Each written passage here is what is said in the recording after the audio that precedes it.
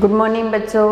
Class BSc third year और BSc BEd 4 year के लिए ऑर्गेनिक केमिस्ट्री का हमारा टॉपिक चल रहा है एनएमआर या स्पेक्ट्रोस्कोपी। स्पेक्ट्रोस्कोपी के 3 पार्ट हमारे बीएससी या बीएससी बीएड के अंदर लगते हैं, जिसमें यूवी स्पेक्ट्रोस्कोपी, आईआर स्पेक्ट्रोस्कोपी और एनएमआर स्पेक्ट्रोस्कोपी। तो यूवी और आईआर स्पेक्ट्रोस्कोपी को आपने पिछले साल पढ़ लिया था और अब हमारे जो टॉपिक में है वो स्पेक्ट्रोस्कोपी, यानी कि कौन सी स्पेक्ट्रोस्कोपी? एनएमआर स्पेक्ट्रोस्कोपी, जिसके एक पार्ट को हम कर चुके हैं। आज सेकेंड पार्ट को करने जा रहे हैं और हमारा टॉपिक भी NMR nuclear magnetic resonance spectroscopy. हमारा टॉपिक भी यही है। एनएमआर यानी कि न्यूक्लियर मैग्नेटिक रेजोनेंस,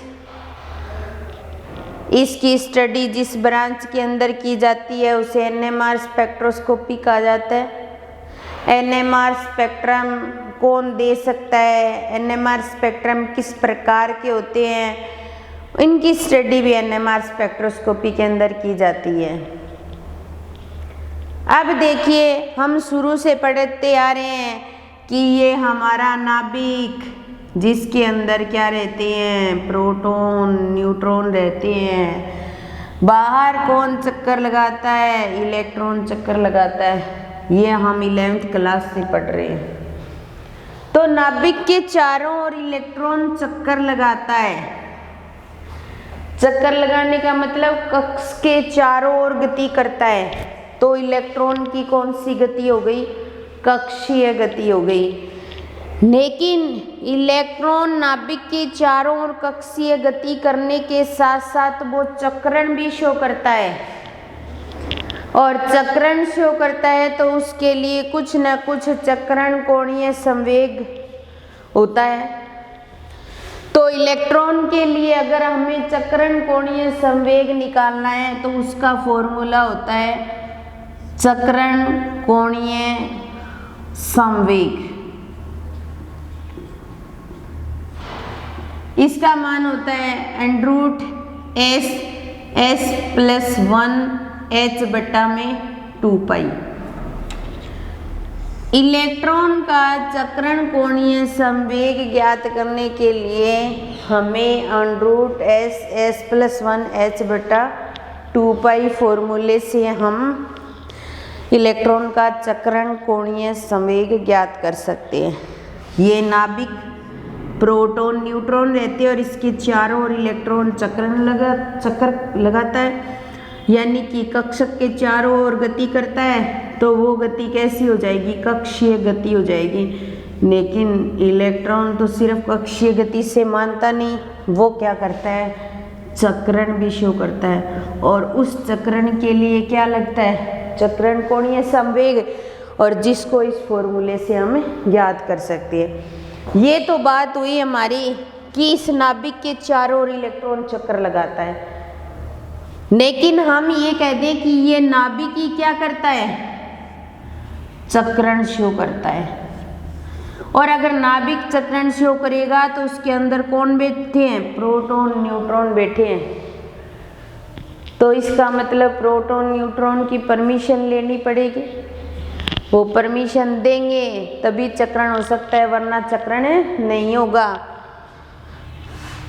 तो नाभिक के लिए भी चक्रण कोणीय संवेग का मान ज्ञात करने का फॉर्मूला होगा। तो हम उसके लिए भी हम एक फॉर्मूले को काम में लेते हैं और वो फॉर्मूला इसी की तरह ही होता है, थोड़ा सा मिलता जुलता। तो नाभिक के लिए ये तो था इलेक्ट्रॉन के लिए, ये नाभिक के लिए चक्रण कोणीय संवेग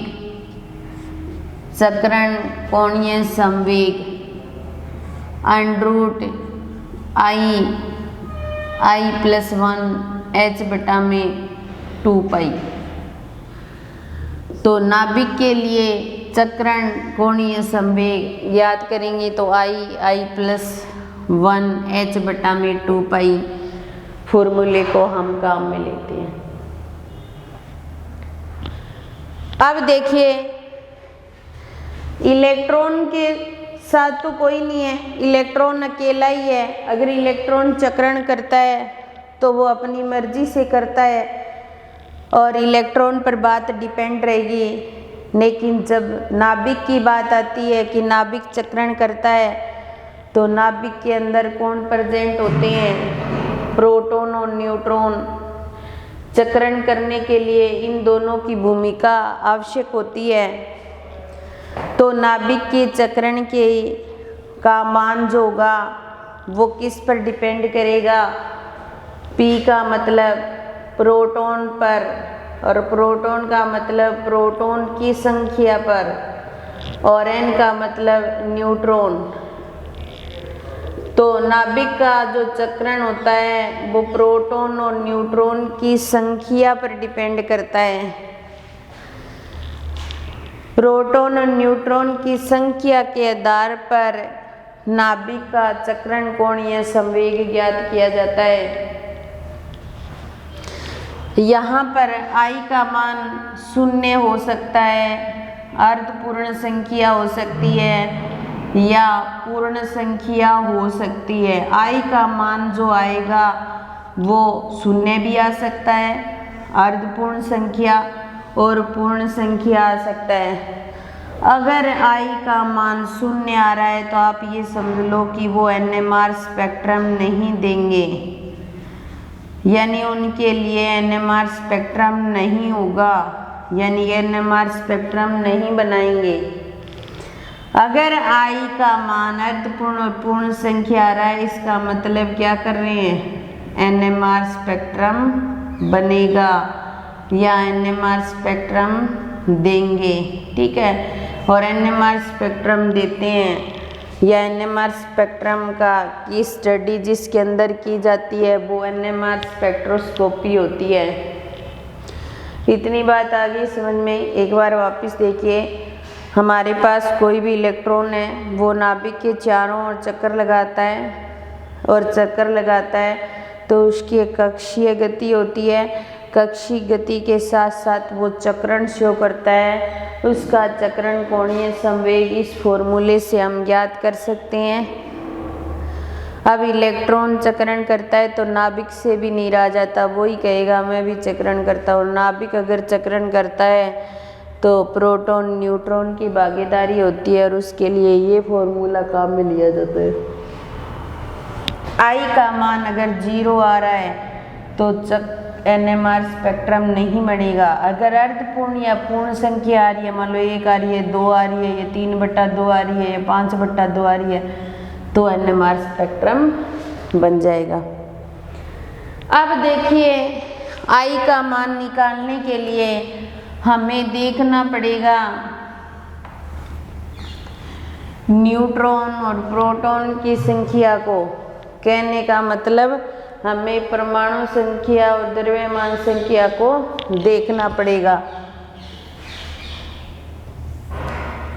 तो सबसे पहली बात हम क्या करेंगे? द्रव्यमान संख्या को लेंगे, परमाणु संख्या को लेंगे। तो यहाँ पर एक थोड़ा सा सारणी की तरह आपको मैं बताती हूँ। ये 4 खाने बनाए हमने। यहाँ पर तो हम द्रव्यमान संख्या को शो करते हैं। यहाँ परमाणु संख्या सभी जानते हैं, परमाणु क्रमांक। अब BSc B.Ed 4 ईयर में आए हैं बच्चे या BSc 3rd ईयर में आए हैं तो उन्होंने पीरियोडिक टेबल को तो पढ़ा ही होगा और प्रत्येक तत्व के परमाणु क्रमांक को भी पढ़ा है। तो परमाणु क्रमांक जो होता है वो परमाणु संख्या होती है और यहाँ पर चक्रण क्वांटम संख्या और यहाँ पर हम एग्जाम्पल लेंगे, ठीक है। अब हम चक्रण की बात कर रहे हैं हम। या चक्रण कोणीय संवेग की मान करें, चक्रण कोणीय संवेग भी कह सकते हैं आप, इनकी बात कर रहे हैं हम, ठीक है। जैसे हमारे पास 7 नाइट्रोजन 14 है, ये इसकी क्या है, परमाणु संख्या, ऐसे शो करते हैं। ये इसकी क्या होती है, परमाणु संख्या, और ये इसकी क्या होती है, द्रव्यमान संख्या। ये तो सभी जानते ही होंगे, नहीं जानते तो एक बार फिर जान लो। और द्रव्यमान संख्या जो होती है वो प्रोटॉन की संख्या और न्यूट्रॉन की संख्या का योग होती है, न्यूट्रॉन की संख्या का योग होती है। कि प्रोटॉन की संख्या और न्यूट्रॉन की संख्या को जोड़ दिया जाए तो द्रव्यमान संख्या, और परमाणु संख्या या परमाणु क्रमांक या प्रोटॉन की संख्या कह सकते हैं, ठीक है। अब द्रव्यमान संख्या 14 में से 7 घटाएंगे तो 7 आ जाएंगे, और 7 क्या हो जाएंगे, न्यूट्रॉन हो जाएंगे इसके अंदर। तो ये तो एक एग्जाम्पल बताया है मैंने कि द्रव्यमान संख्या प्रोटॉन की संख्या प्लस न्यूट्रॉन की संख्या के योग के बराबर होती है। परमाणु संख्या परमाणु क्रमांक या प्रोटॉन की संख्या होती है।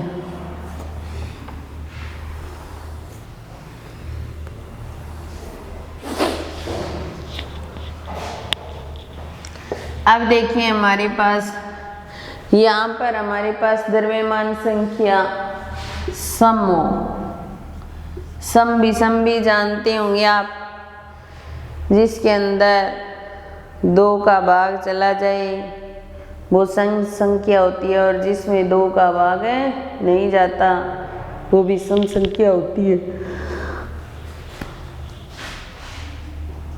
द्रव्यमान संख्या भी सम है और परमाणु संख्या भी सम है, तो I का मान 0 आता है, और 0 आता है तो इसका एग्जाम्पल लेते हैं, जैसे 6 कार्बन 12, तो परमाणु संख्या भी सम है और द्रव्यमान संख्या भी सम है।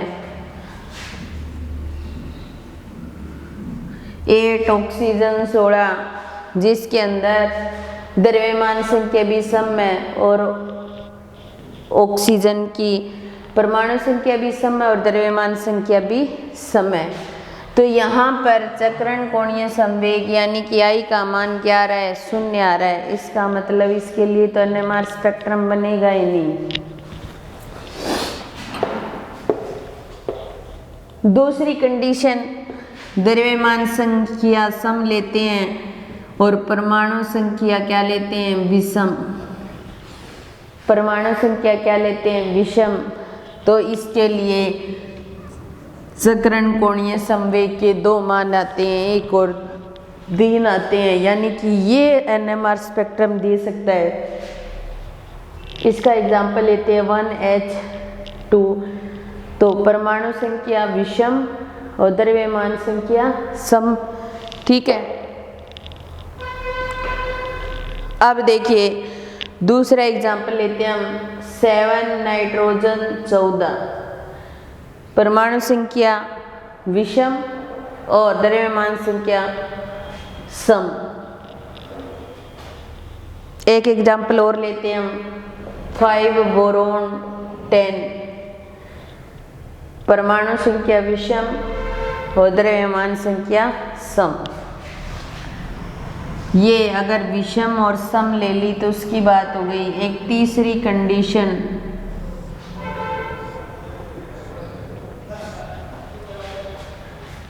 तीसरी कंडीशन के अंदर हम द्रव्यमान संख्या को विषम लेते हैं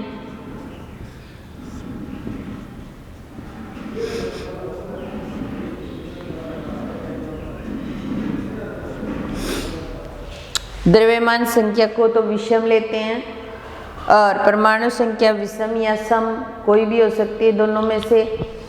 तो इसके लिए 1/2, 3/2, 5/2 या 7/2 इस तरीके की वैल्यूज आती हैं, इस तरीके की वैल्यूज आती हैं। तो इसका एग्जाम्पल हम ले सकते हैं 2 ले सकते हैं, 1H3 ले सकते हैं। परमाणु संख्या विषम और द्रव्यमान संख्या विषम ले ली हमने। 6 कार्बन 13 ले सकते हैं। परमाणु संख्या सम या विषम हो सकती है, कार्बन की द्रव्यमान संख्या विषम होगी।